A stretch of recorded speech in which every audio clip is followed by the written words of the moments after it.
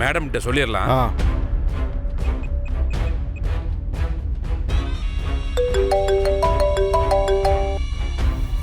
சொல்லு மாறி.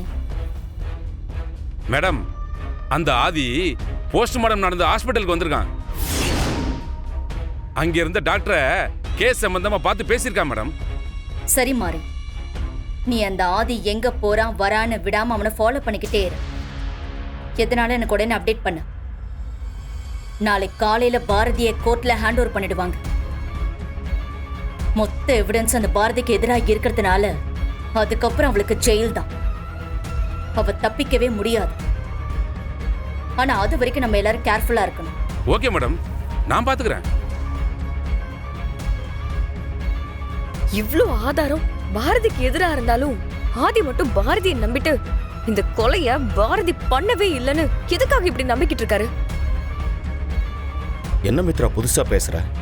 இதுதான் காலங்காலமா நடந்துகிட்டு இருக்கே. பாரதிக்கு ஒரு பிரச்சனைனா ஆதி தானே வந்து முன்னாடி நிக்கிறான். சுதாகர், இவ்வளவு நாள் வேணா அந்த ஆதி பாரதியை காப்பாத்திருக்கலாம். ஆனா இதுக்கப்புறம் ஆதி இல்ல, அந்த ஆண்டவனே நினைச்சாலும் பாரதியை காப்பாற்ற முடியாது.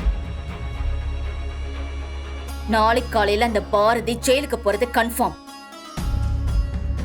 அந்த ஆதி பாரதியை காப்பாத்த என்ன பண்றான்னு நானும் பாக்குறேன்.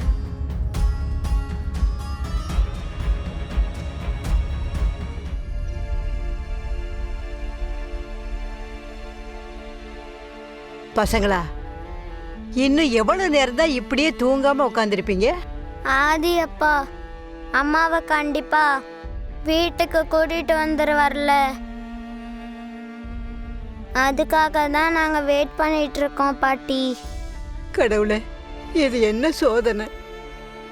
இப்ப கொஞ்ச நாளாதான் எல்லா பிரச்சனையும் தீர்ந்து எல்லாருமா சேர்ந்து குடும்பமா இருக்க போறாங்கன்னு சந்தோஷப்பட்டுட்டு இருந்தேன். தமிழுக்கு இப்படி ஆயிடுச்சேன்னு பாரதி உடைஞ்சு போயிருக்கிற இந்த சமயத்துல இந்த மாதிரி ஆயிடுச்சு. தம்பி, வந்துட்டீங்களா? பாரதி வெளியே கூட்டிட்டு வந்துடலாம்ல?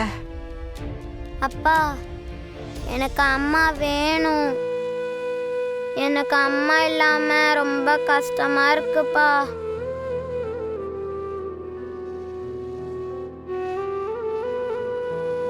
பாட்டி, அப்பா ஏன் எதுவுமே பேச மாட்டேங்கிறாரு? அம்மா வர மாட்டாங்களா? எனக்கு அம்மா வேணும். தம்பி, என்னாச்சு தம்பி?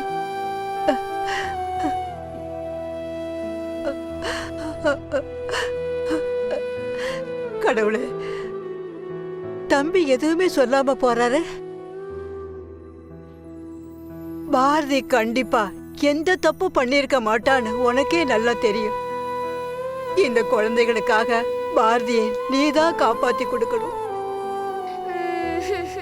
உங்ககிட்ட போன் இல்லாத டைம்ல, உங்ககிட்ட என்னால பேச முடியாம போற டைம்ல, வானத்துல தெரியற இந்த நிலா கிட்ட நான் என் அன்பான ஆதி கிட்ட போய் ஒரு முக்கியமான விஷயம் சொல்லணும், நீ எனக்காக அவர்கிட்ட போய் அத சொல்றியான்னு நான் நிலா கிட்ட கேட்டேன்னா அது உங்ககிட்ட வந்து நான் சொல்ல வேண்டிய விஷயம் எல்லாத்தையும் சொல்லும்.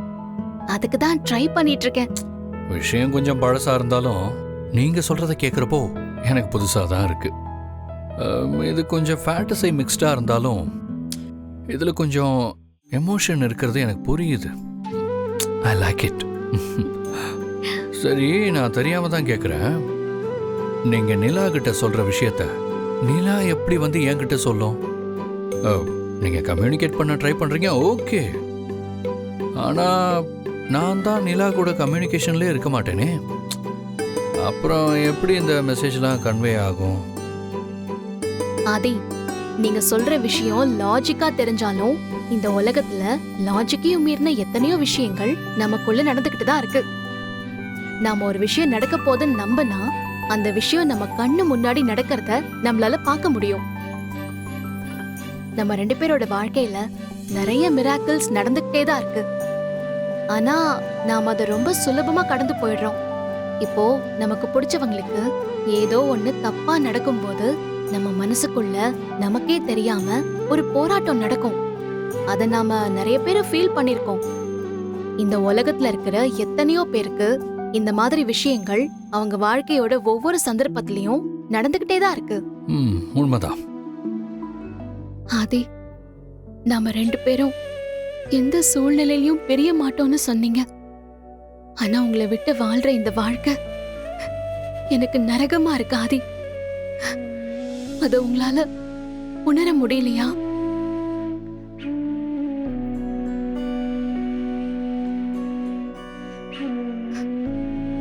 நிலா, எனக்கு ரொம்ப பசிக்குது. இந்த விஷயத்த நீ இப்ப போய் ஆதி கிட்ட சொல்றியா? எனக்கு அவரை பார்க்கணும் போல இருக்கு.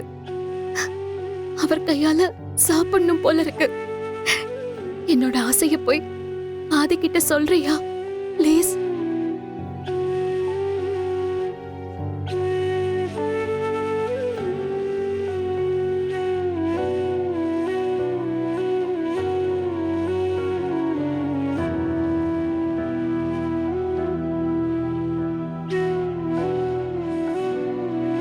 பாரதி, நீங்க சாப்பிட்டீங்களா இல்லையானே தெரியலையே. உங்களை எப்படியாவது அங்கிருந்து கூட்டிட்டு வந்துடணும்னு நினைச்சேனே தவிர நீங்க சாப்பிட்டீங்களா இல்லையான்னு கேட்கறதுக்கு மறந்துட்டேன். நான் ஏன் அப்படி பண்ணேன்? மனுஷனுக்கு எவ்வளவு பிரச்சனை வந்தாலும் பசிக்கும் பாரதி. இப்ப நீங்க பசியில இருப்பீங்க, ஆனா பசிக்குதுன்னு யார்ட்டையும் சொல்ல மாட்டீங்க. ஆனா என் மனசுக்கு உங்களுக்கு பசிக்குதுன்னு தெரியும். அது தெரிஞ்சோ நான் எதுவும் பண்ணாம இருக்க முடியாது. மேடம், என் பேர் ஆதி.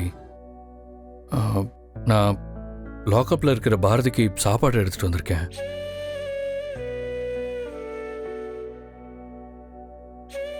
என்ன சார் நினைச்சுக்கிட்டு இருக்கீங்க? இது போலீஸ் ஸ்டேஷன்.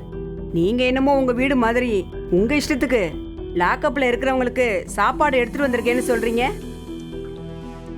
இந்த டைம்ல வெளியாளுங்க ஸ்டேஷனுக்குள்ள வரதே பெரிய தப்பு. இதுல சாப்பாடு கொடுக்க வந்திருக்கேன்னு சொல்லிட்டு இருக்கீங்க. முதல்ல இங்கேருந்து கிளம்புங்க சார். இங்கெல்லாம் இதுக்கு நாங்கள் அலோவ் பண்றது கிடையாது. மேலதிகாரிகளுக்கு தெரிஞ்சா பெரிய பிரச்சனையாயிடும். இப்படி நடு ராத்திரியில வந்து எதுக்காக எங்களை தொந்தரவு பண்ணிட்டு இருக்கீங்க? முதல்ல இங்கேருந்து கிளம்புங்க சார். ப்ளீஸ் மேடம், நான் எந்த பிரச்சனையும் பண்ண வரல. உங்களை தொந்தரவு பண்றதுக்காகவும் நான் இப்ப இங்க வரல. அவங்களுக்கு சாப்பாடு கொடுத்துட்டு நான் உடனே போயிடுறேன். இவங்க ஸ்டேஷனுக்கு வந்ததுல இருந்தே எதுவும் சாப்பிட்டுருக்க மாட்டாங்க. என்ன பேசுறீங்கன்னு தெரிஞ்சுதான் பேசுறீங்களா? நீங்க என்ன சொன்னாலும் சரி, இதுக்கு மேல நான் அலோவ் பண்ண மாட்டேன். முதல்ல வெளியே போங்க சார். கான்ஸ்டபிள் மேடம், இவரை பிடிச்சி முதல்ல வெளியே அனுப்புங்க. எப்ப என்ன பிரச்சனை வரும்னு நாங்க பயந்துகிட்டு இருக்கோம். இந்த மாதிரிலாம் பண்ணி எங்களை சங்கடப்படுத்தாதீங்க சார். சார் அதான் மேடம் சொல்றாங்கல்ல, கிளம்புங்க சார்.